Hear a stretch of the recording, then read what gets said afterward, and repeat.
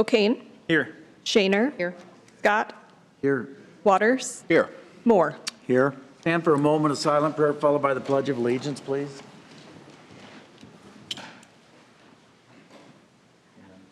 I pledge allegiance to the flag of the United States of America and to the republic for which it stands, one nation, under God, indivisible, with liberty and justice for all. Stephanie Pickenpaw. Thank you. Stephanie here. We'll go to Mr. Madsen.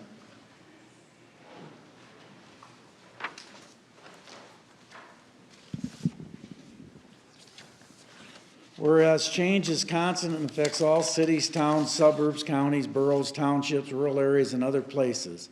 Whereas community planning and plans can help manage this change in a way that provides better choices of how people work and live.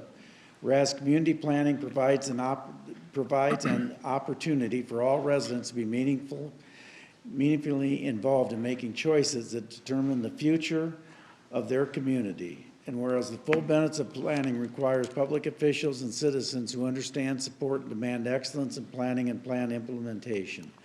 Whereas the celebration of National Community Planning Month gives us the opportunity to publicly recognize the participation of dedication of members of planning commissions and other citizen planners who have contributed their time and expertise to the improvement of Sioux City. Now, therefore, I, Robert Scott, Mayor of the City of Sioux City, Iowa, on behalf of City Council, do hereby proclaim October 2024 as National Community Planning Month in Sioux City, Iowa. I'd like to present that to you. Say a few words if you would like. Thank you, Council.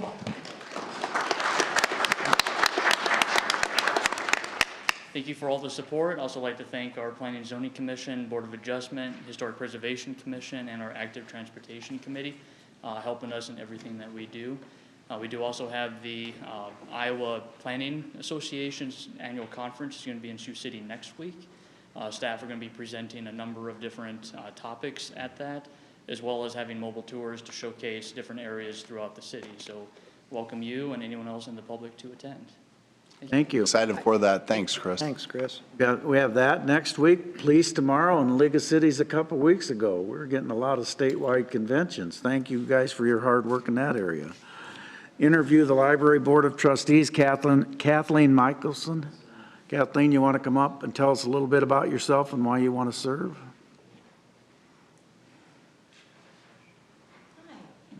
I didn't expect all this, so I'm a little overwhelmed. My name is Kate Michelson. I am currently the middle school librarian for our Sioux City Community Schools. I serve all 3 of those schools. I have a master's degree in library instruction services. So in that role, I see the importance of our libraries, and I would like to increase the relationship between our public libraries and our school libraries. Do you need more information than that? Did great. Oh, that's great. That's my overall. Did great. Questions? No question. That's a great idea. That's a great goal. Build that partnership and bounce ideas off of each other. I love that. Yeah, thank you. Really I'm kind of curious, in the public library, or in this public school library, how many books have you had to take out? In my own libraries? Yeah. So I kind of landed in the middle of this. So with SF 496, I land with the sexual content and the LGBTQ content. So my 6th graders can't check out some of the books that our 7th and 8th graders can check out. I myself removed 1 book. I was at West Middle for 8 years. I've been in all 4 buildings for 4 years. So there was 1 book that probably shouldn't have been in a middle school anyway. So I don't really consider that to be removal because of the legislation. It's more that it's a book I didn't realize was there. Okay, good. So short answer, 0. Okay, thank you. Thank you for applying. All right, thank you, we appreciate it. Thank you. Today, the consent agenda is items 3 through 13E. You can consider these items to pass unanimously unless a separate roll call vote is requested by a council member. If you want to speak on one of these items, please come up as I read that.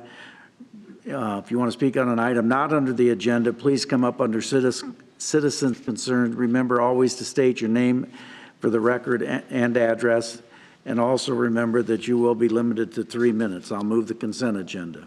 Second. Reading of the September 23rd City Council minutes. 4 is a resolution adopting the third quarter supplement to the municipal code. 5 are actions relating to boards and commissions. A is a motion appointing Kirk Nielsen to the Civil Service Commission. B is a motion approving the Human Rights Commission annual report. C is a motion approving the Library Board of Trustees annual report. 6 are actions relating to grants. A is a resolution approving a grant agreement from the state of Iowa for the Homeland Security Grant Program. Mayor, Yes. I would like to ask Fire Chief Collins to just give a brief background on this item. It's an annual, it's kind of an annual event, annual grant, isn't it, That is Chief? correct. Ryan Collins, Fire Chief. Yeah, so the Homeland Security Grant is associated with our Iowa Task Force 1 team that we have here in Sioux City. Sioux City is a co-sponsor to the state team, that's the state task force team, Cedar Rapids being the other co-sponsor. This is just an annual grant that we've received since 2004, since that team was stood up, and it covers anywhere from training costs, backfilling personnel, but majority of his equipment. Okay, and you have a certain time period to complete those items? Right, it's just over a year. That grant period is just over the year. The grants actually begin to overlap one another, but we have a period of time that we're able to spend from those grant periods. Okay, thank you. Yep. Appreciate that. D is a resolution authorizing the police department to apply for the Governor's Traffic Safety Bureau grant. C is a resolution approving an interlocal agreement with Woodbury County to apply for the Burn Justice Assistant Grant Program funds.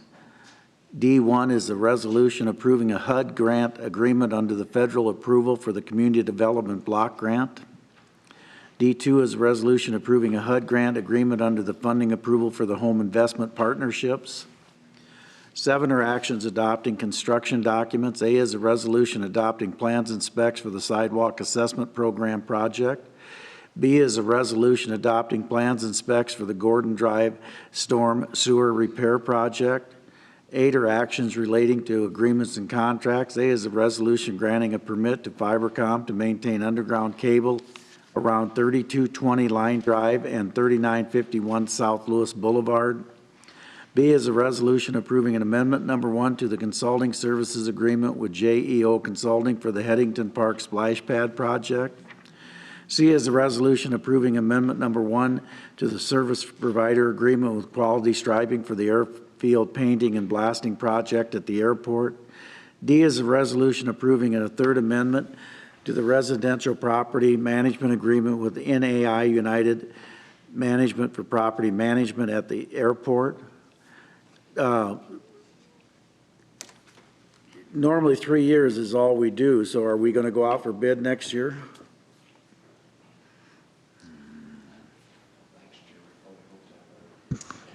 Yes, we looked at this property, and given the development that we're attempting to have out there, it is kind of influencing extending this contract versus going out for bid again. But if still a year from now, if we're still managing those housings, we would go out for another bid.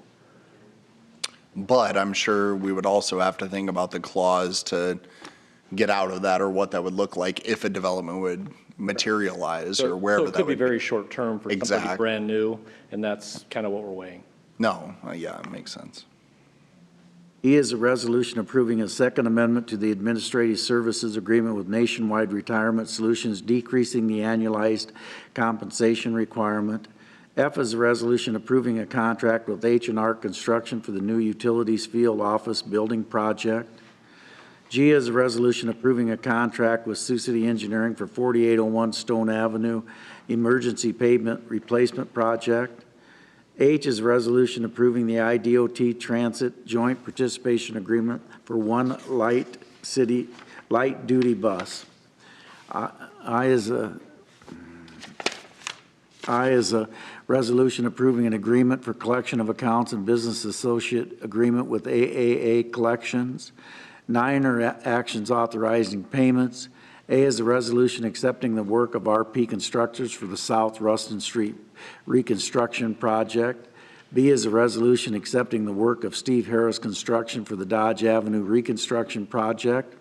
C is a resolution authorizing payment to Sioux City Engineering for the 1407 West 20th Street Emergency Sanitary Sewer Repair Project. D is a resolution authorizing payment to Barclay Asphalt for the Grandview Park HMA Overlay Project. E1 is a resolution authorizing payment to Subsurfco for the Boulevard of Champions drainage improvements. I need to abstain, conflict of interest. E2 is a resolution authorizing payment to Subsurfco for the Military Road and Castleman Street storm sewer repair. I need to abstain, conflict of interest. F is a motion approving the list of claims, expenses, and receipts for August. G is a resolution approving funds transfers for August. 10 are actions relating to property. A is a resolution accepting an assignment of lease agreement between Steinmar and Verde Outdoor Media for the billboard sign at 200.5 South Court Street. I'm going to abstain. I don't think I have a conflict of interest, but I do some of the tax returns for Steinmar, even though it really doesn't have anything to do with that. I'm still going to abstain.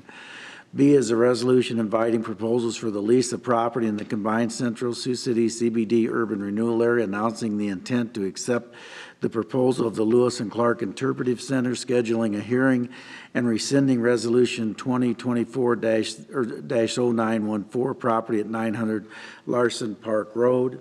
C is a resolution scheduling a public hearing on the proposed amendment number 1 to the amended and restated combined Central Sioux City CBD urban renewal plan, the property at the intersection of Triview Avenue and Hamilton Boulevard. 11 is purchasing. A is a resolution awarding a purchase order to Midwest Public Safety for necessary equipment, hardware, and software for patrol cars. B is a resolution amending the purchase order for Seabright Products for a belt filter press for the wastewater treatment plant. C is a resolution awarding a purchase order to McQueen Equipment for 2 street sweepers. D is a resolution awarding a purchase order to Dakota Supply Group for gate valves for the utility field headquarters. E is a resolution approving a renewal option 2 for the purchase order with HiChem for polymer. F is a resolution granting the police department advance authority to replace police vehicles. G1 is a resolution awarding a purchase order to Jensen Motor for 3 Maverick pickup super cabs. G2 is a resolution awarding a purchase order to Jensen Motors for 1 Ford van. 12 are applications for beer and liquor license. 13 are boards, commissions, and committee minutes. Anyone to be heard on any of those items? I've got one thing. I probably should have said this for 9E2, but Gordon, the sidewalk is still completely blocked off on Military Road in Castleman. I can't see any specific reason why the sidewalk needs to be blocked. I know there's a couple of holes. They're still doing a little bit of utility work, but the sidewalk's blocked off, and every day I drive down Castleman and there's kids walking in the street because they can't walk on the sidewalk. Yeah, Gordon Fair, city engineer. Yes, we've been in contact with Telecom, the contractor for CenturyLink or Lumen, and we've been just trying to get them to close up the hole over on the west side of Castleman on Military. So we're still working on that with them. But how long do we get to work on it? Because it's been going on forever. I don't know. My feelings are we should have filled the hole and concreted it in and made them start again. I mean, this has been, these guys have no response at all to us. No, they've been very difficult to work with. Who is it? Quest or who is it? Well, it's the owner of the fiber company is CenturyLink or Lumen. Okay. The contractor that they're using is called Telecom. I don't really care who they're using. CenturyLink is the. Yep. They took. Going on for a very long time, and it wasn't just them. I mean, before this started last spring. So since last spring, there's been construction of some form at that. It's been them the whole time. Yes, it has been. The other contractors are getting blamed. I thought it was Mid-America, but it's not. No. Well, I'd like you to work with the city attorney to see how you can fill that hole up and they can worry about it. It's gonna be winter and we're not gonna have it done. They should be billed for it. Yeah, Oh, yeah. yeah. We'll bill them for it if we go out there and do it. Don't they have a bond? I'm sure that they do. Well, I will check. If call the bonding company and tell them you're gonna call the bond. That'll get their attention. Okay. Mayor, I'm going to abstain on 12A1B. As am I. Okay.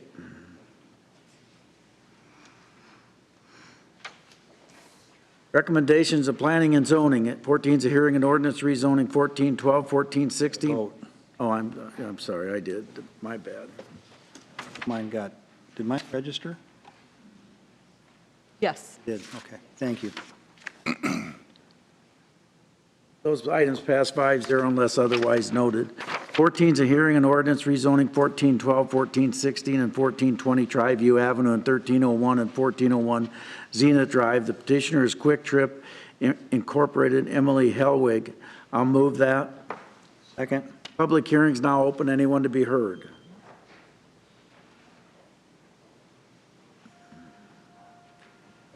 I would just, before they take off some of our ED team, I just wanted to commend them on this item. I know there were a lot of individuals that have worked on this item to bring it forward and worked with this organization looking at the improvement in that area. I think that it's going to be a great development there, a great use of that space, as well as a high-quality product. And so I'm excited to see these improvements. I understand the intersection improvements are going to be a big undertaking, but I think overall it's going to lead to future development in that area and nothing but continued beautification of that area, and hopefully allow for future safer pedestrian traffic, even if we can make some updates there as well. I know that we've talked about that in our Public Works team meeting, and just looking for the future in that area. I think that connecting that corridor, and especially the ability for Quick Trip to move in there, is not only going to be beneficial for the interstate traffic, but also thinking about the boat ramp and the bike trail and so many other amenities that are right there. So I just wanted to say well done and thank you for all your efforts on this, because I know with some of the tank issues and everything else that was underground and working through, I know city staff put in a lot of time negotiating and trying to make this work for them, and so I really appreciate it. Anyone to be heard? Hearing's now closed.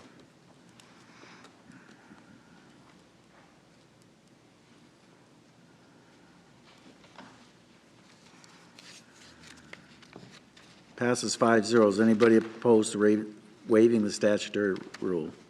No. Move that. Second? Shaner. Aye. Scott. Waters. Aye. Moore. Aye. O'Kane. Aye. I move second. Third. Second? Scott. Aye. Waters. Aye. Moore. Aye. O'Kane. Aye. Shaner. Aye. 15 is a hearing and resolution approving a conduit and fiber cable master lease agreement with Mid-America Energy to maintain fiber optic cables property in the Outer Drive North right-of-way between Floyd Boulevard and 28th Street. I'll move that. Second? Public hearing's now open. Anyone to be heard? Bob, are they buying some of our lines here? Is that what this is? Not sure I can find out. It's actually a trade. Okay. Gordon Oh, may. because we need a loop for the police. Yes. I know, I remember that, yeah. I know why it is. Yep, okay. Anyone to be heard? Seeing none, the hearing is closed.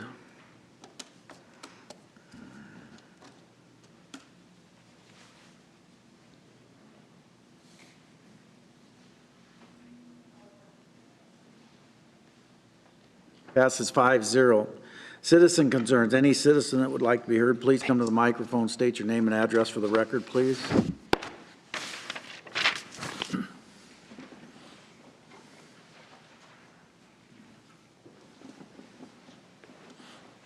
Good afternoon. My name is Caitlin Dre. I live at 3026 Nebraska Street. I've also delivered a letter from another constituent that was not able to be here tonight.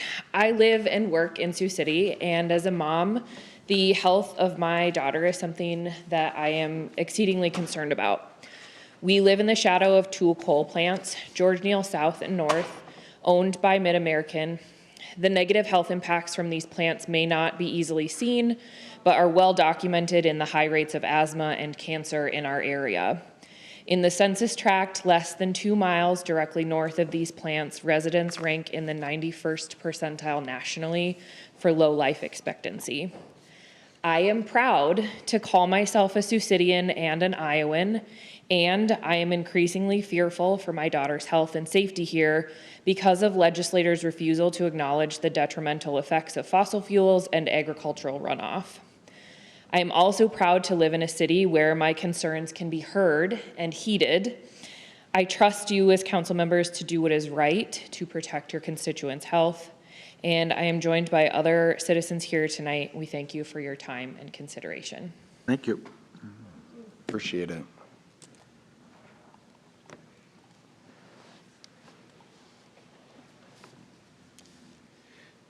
I'm Bob Fritzmeyer, and I'm living at 2933 Leach Avenue here in Sioux City.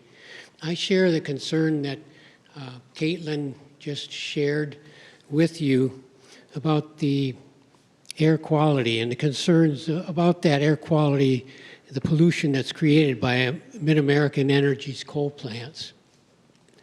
As she mentioned, the recent health report did explore the relationship between the coal plant communities and the asthma rates here in Woodbury County. Who did? I'm sorry. You said that somebody compared it or whatever. What was that study from, Bob? Yeah, I just want to know the study. It was a study on, and I'm sorry, it may be one of the follow-up speakers who's going to address that. Go ahead. I'm sorry. I Okay. thought you said something. Okay. Go ahead. Sorry about that. Yeah. Anyway, the report that is going to be brought up for sure reports that the asthma rates found in Woodbury County are the highest asthma rates in Iowa. And of course, as was noted by our previous speaker, the two coal plants we have here in Woodbury County. The Iowa Department of Natural Resources is tasked with monitoring Iowa's air to comply with the Clean Air Act. However, Iowa's air monitoring network, operated by the Department of Natural Resources, is not designed to capture data from many of the areas with the highest concentrates of pollutants and asthma rates in Iowa, including near the coal plants. Here in Woodbury County, air quality monitors are not placed in a location near the coal plants that are emitting asthma-causing pollutants. And while there is a DNR monitor for a certain kind of pollutant, it's called PM 2.5.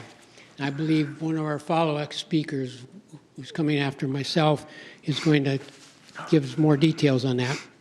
But there is no monitoring for unhealthy ozone gas. The proper air monitoring could help with connecting the dots between air pollution from the coal plants and our county's high asthma rates. Without the right data, I realize that you, as our elected leaders here, cannot make the right decisions. Our community deserves to know the true impact of the air that we breathe. And I respectfully ask each of you to please work with the DNR for increased air monitoring here in our community. Thanks, Bob. Thank you. Thank you. Bob, may I ask a question? Has your group spoken with the county supervisors on this topic? Because, county supervisors play a huge piece in this. Not as of yet. Okay. I would encourage you that you address them and get them this information too, because they have a lot to say about it. Good. Right. Okay. All right.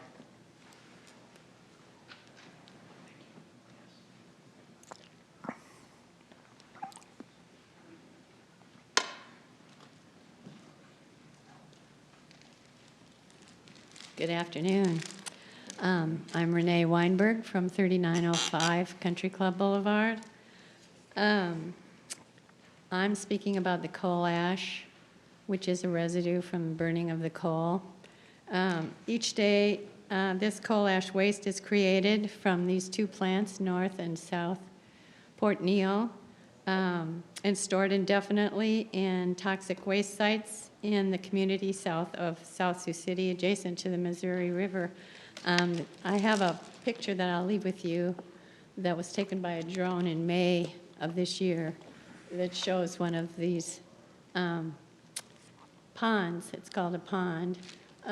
I don't think it's lined, but I know that several of Mid-American's ash pits are not lined. I don't know if this one is or not, but it looks as if it's grass growing alongside of it. And the problem is that even if the coal ash is now trucked off the site, it had been used as storage, which means that when it rains, that leaches down through the bottom of the pit and can go into the river, and you can see how close it is to the river.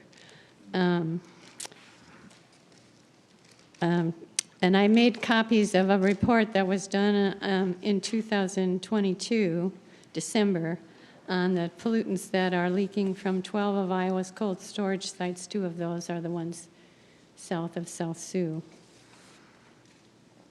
The toxins from this coal ash waste can cause health issues like cancer and neurological damage, and there's like 12 to 15 massively damaging toxins like arsenic, lithium, and boron.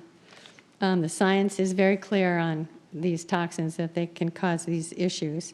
These health impacts, coupled with the air pollution risks like asthma, create a dangerous environment for the citizens. We know they can't be solved, these issues can't be solved overnight. This isn't a simple thing, and I'm sure that Mid-American is aware of these issues, but I think that the city has got some ways of helping with air pollution. I don't know about water pollution, but I'm pretty sure air pollution. I respectfully ask each of you as members of the council to consider writing a letter to the DNR, and in that letter, if you could ask them for increased and better positioned air monitoring of the coal-fired power plants, so that we can begin to address at least one of these harmful impacts. And I did make copies of this study for each of you, and I'll let you have this picture. Thank you. Thank you. Renee, my question, and again, it would probably be, if you don't know, that's fine, and I can look in and ask as well, or if anyone else speaking after you might know. I wasn't aware of the DNR, at least the sensors, monitoring the air quality, and I would just be curious, it's one thing to reach out to the DNR, but if you have a specific representative, or if you know of an area of Mid-American that yields those concerns, or that you would email or suggest we email if we wanted more information, Sure. that would be helpful. That sounds great. Thanks. And I also, just as a side, want to thank you all for helping with keeping the my brain. Warming I'm so tired. shelter. The warming shelter, yes, open, okay. and that's also not a simple thing, but thank you. Yeah. Anyone else?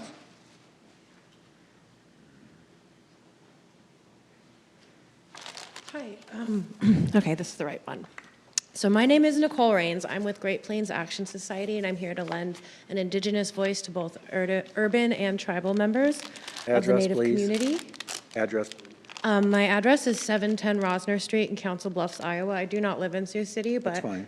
the impacts of the coal plants do drift down to me and to the Winnebago Reservation, which I'm here to talk about. Yeah, that's fine. So evidence of severe health damage goes far beyond a general association between coal pollution and health. My colleague earlier was citing an article called Mortality Risk from United States Coal Electricity Generation that was published by science.org. It is in fact a peer-reviewed study. All of the statistics and data I'm about to tell you come from that. So that study found that coal plant emissions, particularly particulate matter size 2.5, one that gets in through your lungs and to your bloodstream, was associated with 460,000 early deaths in the U.S. between 1999 and 2020. Furthermore, exposure to those emissions was associated with a 2.1 times greater risk of mortality compared to other sources of PM 2.5 emissions, showing its exceptional risk to human health.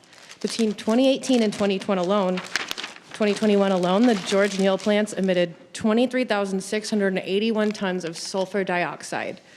Sulfur dioxide is a precursor emission that forms PM 2.5 and is a pollutant in its own right. Sulfur dioxide affects lung functions, worsens asthma attacks, worsens existing heart disease among vulnerable populations. I know that among people in my tribe and my family alone, they've died from asthma-related and heart-related diseases. These are actual tangible deaths being caused by Mid-American. The same peer-reviewed study also highlighted the premature deaths that associated with individual coal plants, including George Neal South and George Neal North. That study found that 5,800 total early deaths could be attributed to PM 2.5 pollution from coal plants in Iowa.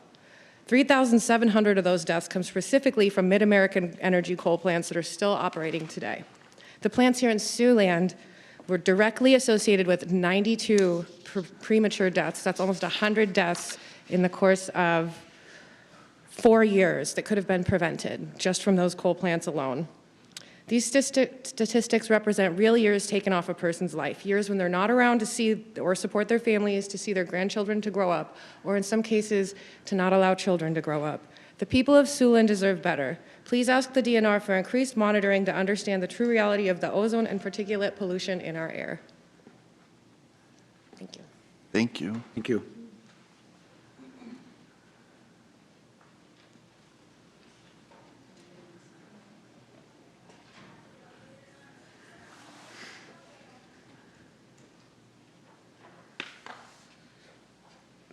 Good evening. My name is Sunshine Thomas Bear, and I am, like she said, I am a resident of the Winnebago tribe of Nebraska, and also a resident of the Sioux City surrounding area. I want to help. I need address for follow-up, sorry.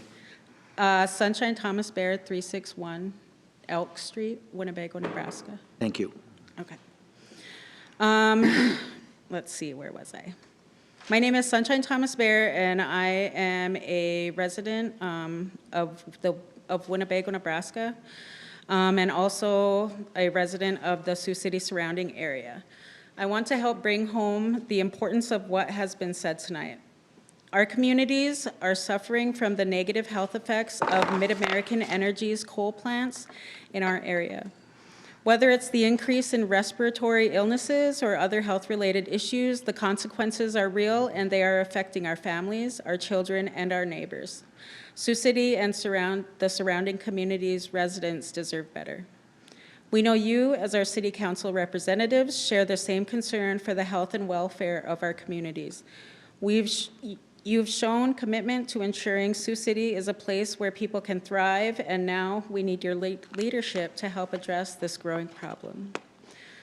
The first critical step is to improve the air monitoring stations through the Iowa DNR. Currently, these stations are inadequate, and without proper data, we can't fully grasp the extent of the problem, much less work toward a solution.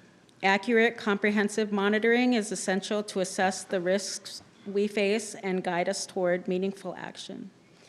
It's time we hold Mid-American Energy accountable and ask that what their plan is for creating a healthier future for our community.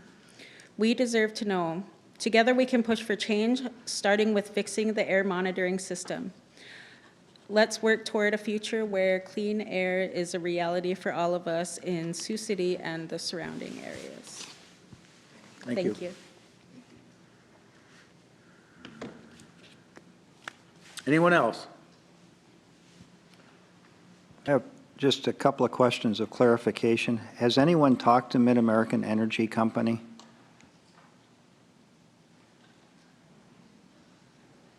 I'm just wondering if anyone's reached out to Mid-American Energy Company, and has anyone reached out to the Utilities Board in Des Moines concerning with your concerns? Just two questions. Yeah. Okay. I know the study that's being referenced was put together by the Iowa Environmental Board, and I think I forwarded it to council members back in May. Does that sound about right, Lexi? I think May was when that was originally released. This is the easy part, right? So you're in a room with people that probably agree with you that we need to make sure that we're taking care of our air. The difficult part is going to be getting everybody to the table. I don't know if you've watched any of the Board of Supervisor meetings, and this is not meant to be critical of them, but they did just vote to increase setbacks for renewable energy options. So one thing that Lexi and I have talked about a lot is what are next steps? What's Mid-American going to do? If they close down the plants, where are they going to move to? And we'd hope that a lot of those options, and I think Alex would probably agree with me on this one, looked a little bit greener. A lot of the criticisms that were brought at the supervisor meeting was the people that want greener options aren't the people that own the farms that these greener options are going on. And so that led to not a lot of productive conversation, as you might imagine. But I see the effects of this in my family. I sleep with a CPAP machine every night. My wife likes to joke that if I didn't have that thing keeping me alive, I wouldn't be here today. I've got a son with asthma. I've got a daughter who can only survive day to day with allergy medicine. Otherwise, she has a lot of trouble breathing. I have mentioned that I in support. I will write a letter if you want me to write a letter. I'm not sure how effective we'll be at air monitoring around the plants in particular. I'm not sure that our word carries a lot of weight down that way. I think the supervisors would probably be able to get it done a little easier, but I'm in full support of taking a look at the air quality in Sioux City and talking about how we can bring people to the table and help to be a solution. I think everybody should. Yeah. Yeah, of course.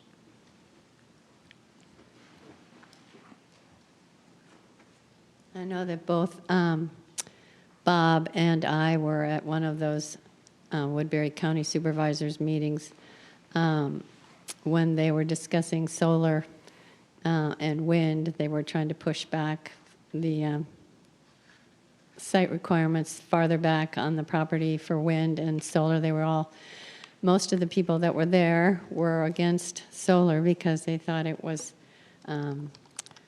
dangerous contaminants to the soil, not understanding that there is no contamination to the soil from a solar panel.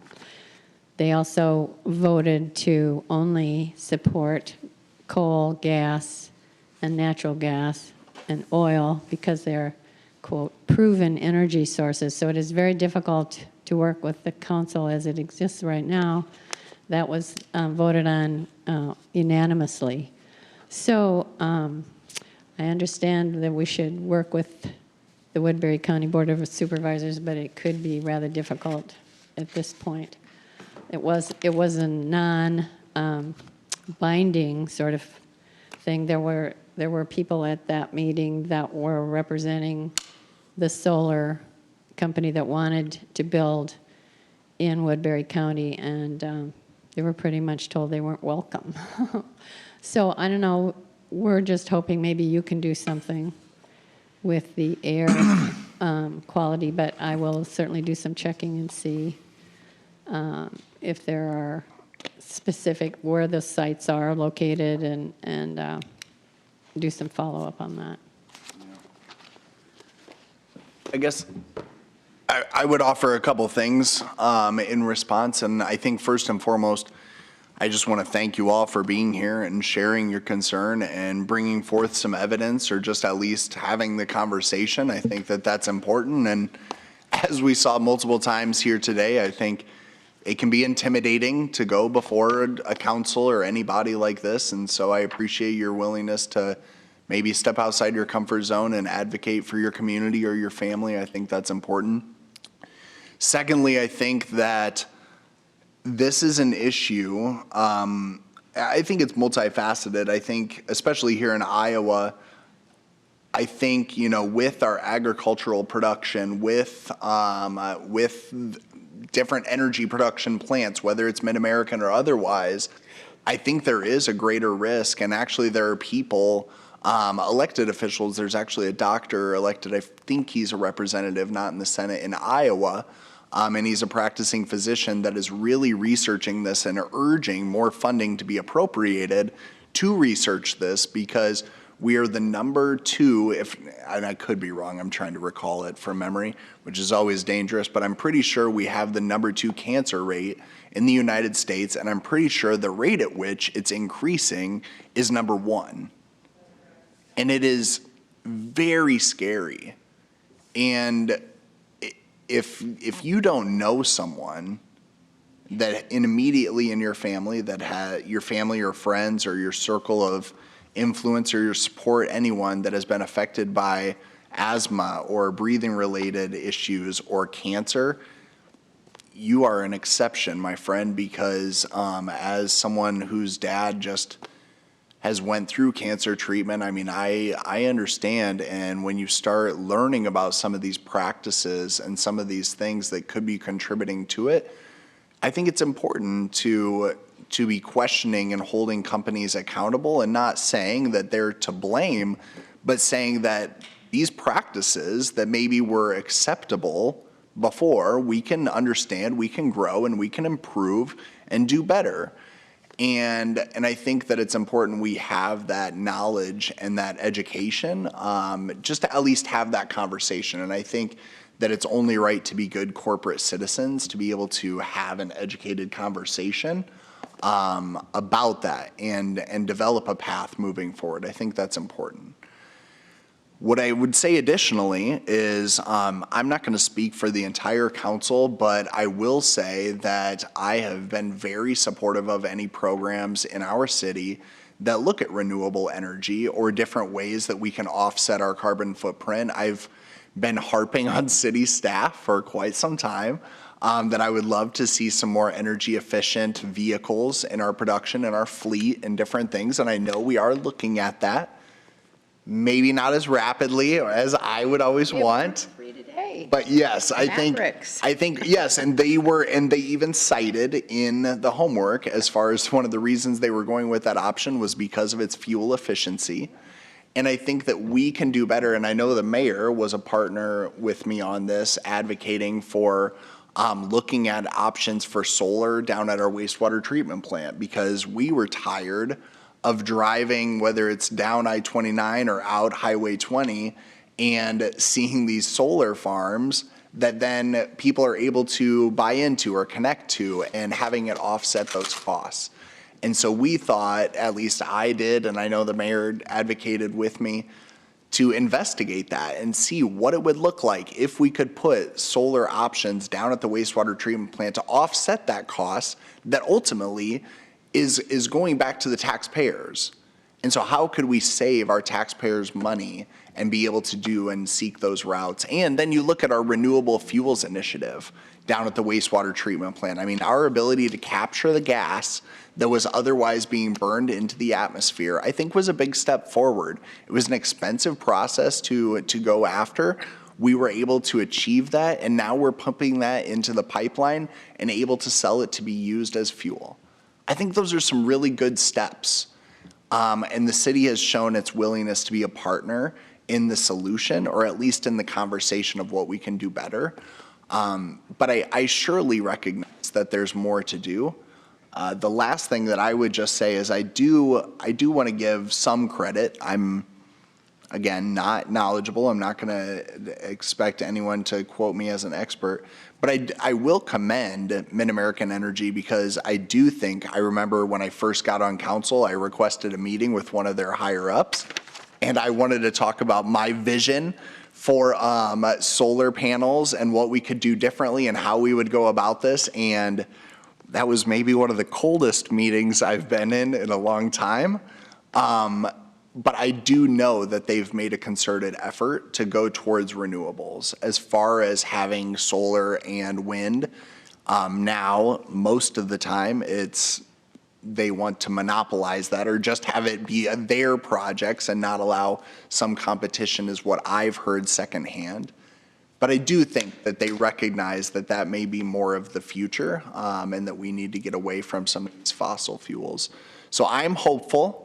But I certainly think that we as a city, and at least myself as a member of the city council, can hopefully lead by example to try to see what we can do. I know I've spoken with a city council member out of Des Moines who's very active in this space, and just tried to devise some plans and brainstorm what we could do to be better. But I do have grave concerns for the health of Iowans, and I pray that our legislature takes it as seriously as I know I do. I think a lot of families do that are struggling, whether it's with health care for loved ones or paying for medical bills. I think we all have reason to be in this fight, and I hope that we rise to the occasion. So, thank you.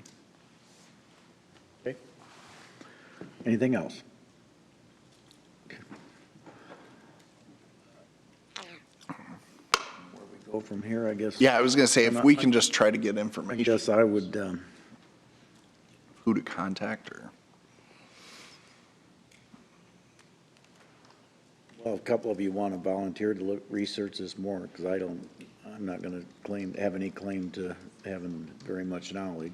I don't have very much knowledge either. I will say that something was recently shared with me within the last probably 2 weeks that, and again, I don't come to Mid-American's defense or, but as far as Sioux City and Siouxland, they are just beginning to identify a neighborhood or two where they want to introduce a new pilot program testing efficiencies on the entire neighborhood. They'd like to get the neighborhood, everybody to get on this program that they want to initiate. I can't say which ones it is, but I think that's a great step in the right direction as far as efficiencies and looking at a new technology delivering energy to these homes. So, and it will be several hundred of them. Environmental services people. I Be wondered good to have on this, that could have some dialogue with Mid-American Energy Company. I wondered if ERA would know. Yeah, I don't know. If ERA might, or if any of your team, Caitlin, or anyone else that spoke, if you know of someone at DNR to ask about the monitoring systems and if there's an ability to influence, or like Dan said, the utility board. I mean, I'm happy to do a Google search and see where it gets me, but if anyone has any leads, they would be welcome. Does anybody have all the other people's numbers? Lexi probably does, right? Yep. Why don't you work with Matthew and get that information so he can get it to ERA? And Lexi's presented to the Environmental Advisory Board and pretty much attends regularly. Okay, let's do that then. Be good. Thank you, Matthew. All right, thank you. You have to come to the mic, Renee, sorry. Otherwise, people write me notes and not for. I know that, I don't know which one it is, but one of the Port Neal, I don't know if it was north or south, is scheduled to be decommissioned in 2050, but with the way the climate and everything is changing, I think it would be really great if we could get that not just decommissioned, because then if you just close the plant, then where's the energy going to come from? So there needs to be a plan in place to hopefully maybe change this from a coal-fired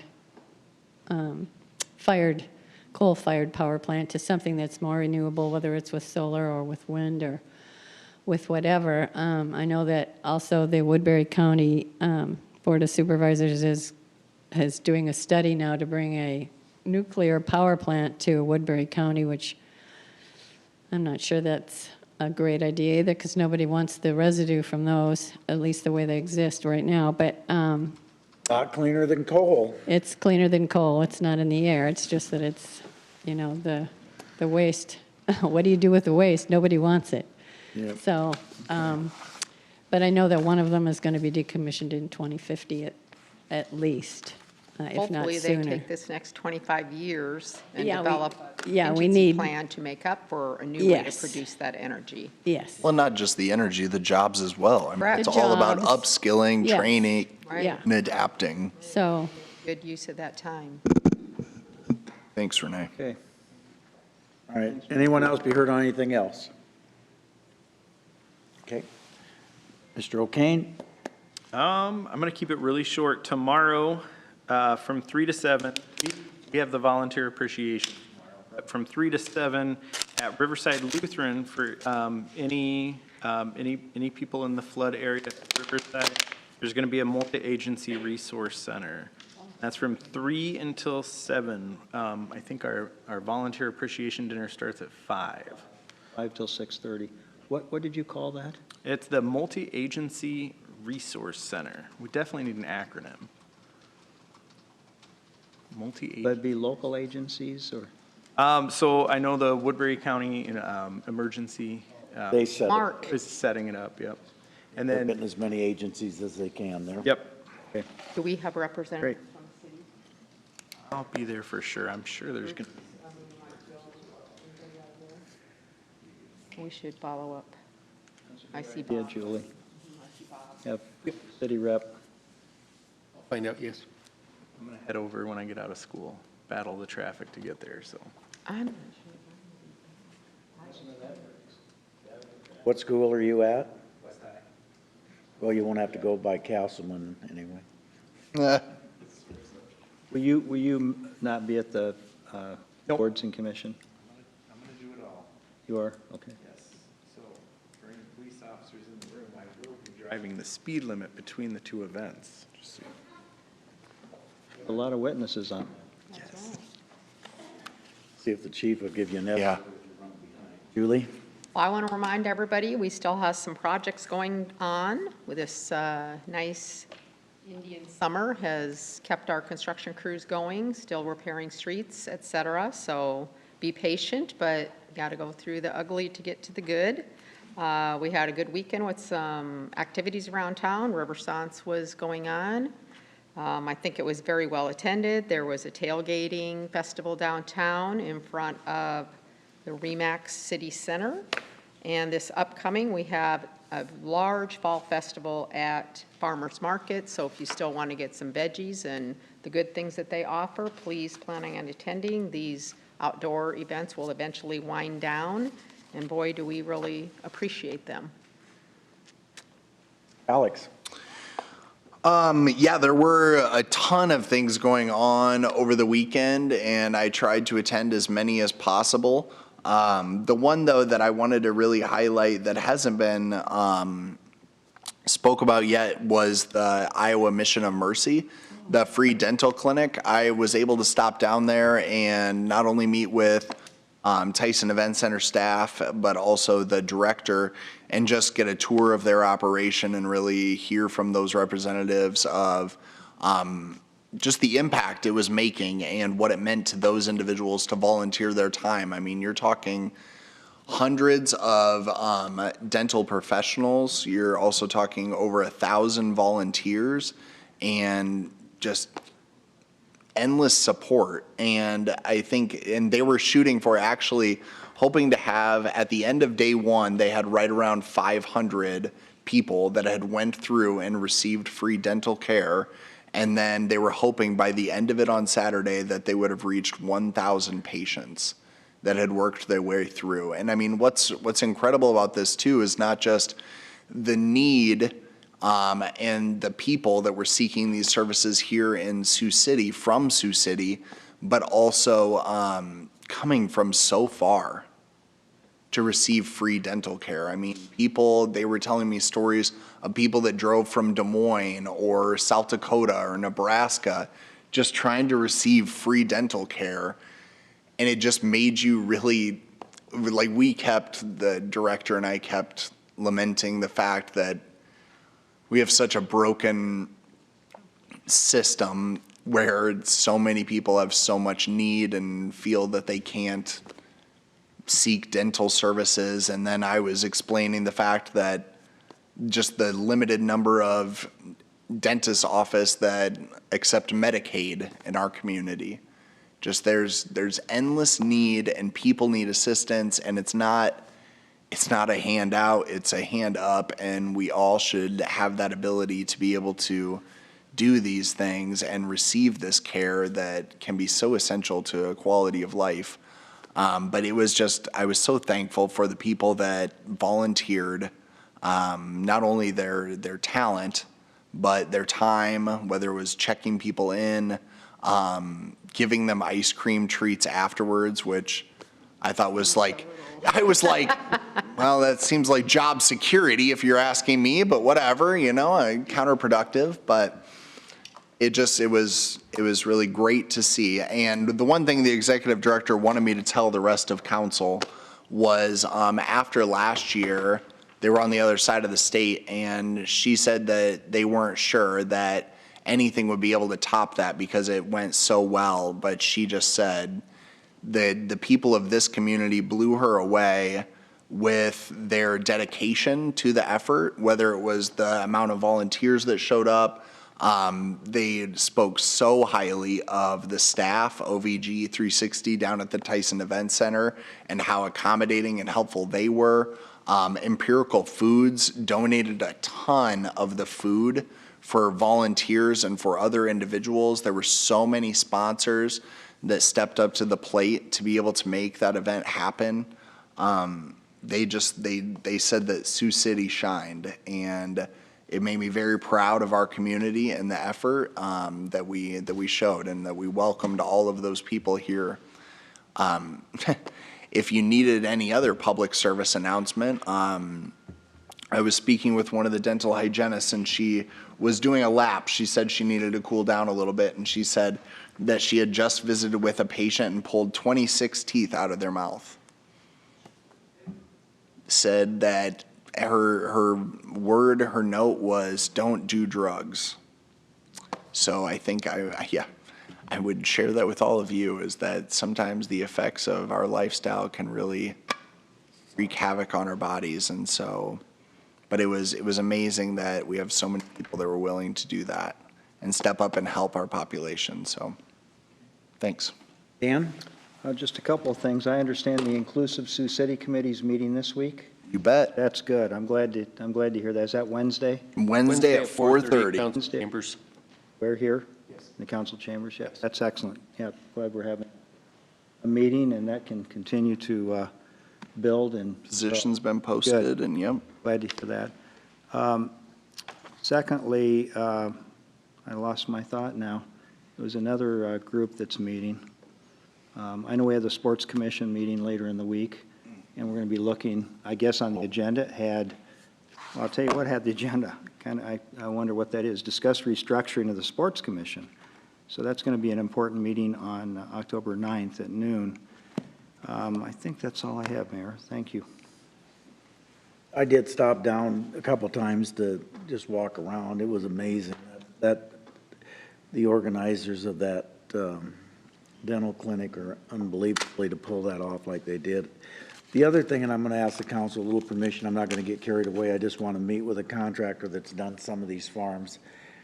The tax credit, you used to have to use a developer for the solar farms because the tax credit couldn't go to a nonprofit. Well, we went to that meeting last week that Alex, you were there. Yeah. And they said now the tax credit can come directly to the city.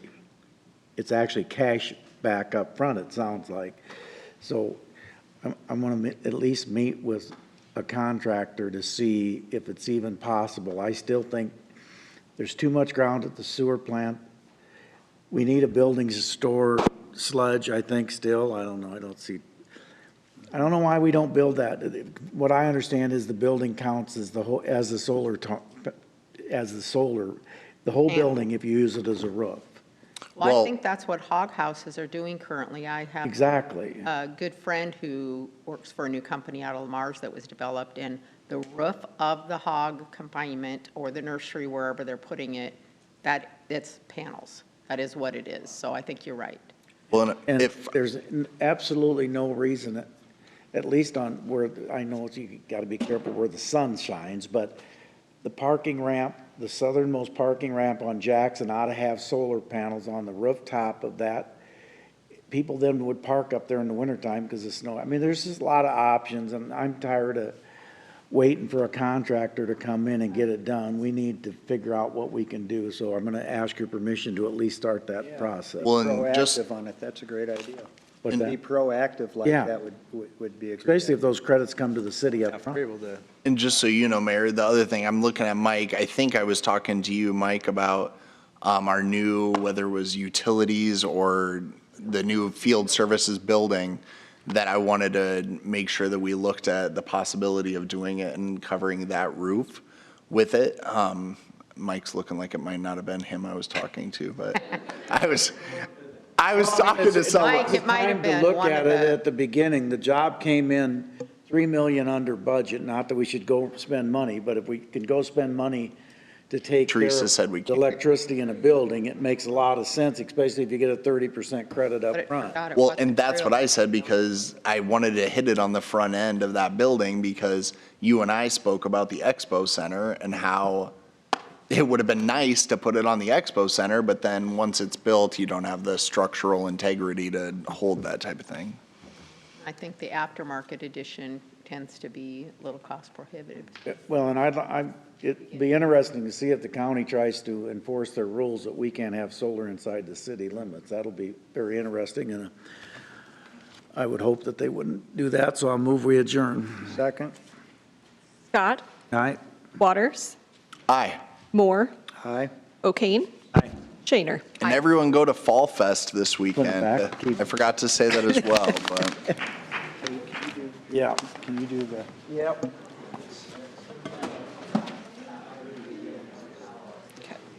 not too late, period. Thanks, Dan. And Yeah, thank $1 you. per every 4-pack. I felt so bad. I think my short-term memory is going. Your title? Yeah, You want me to I email it to you? So it's kind of fixed. When we sat down, then I. Just shut my email. Bear with Oh, me yeah, just I a did. second. I gotta open it back up.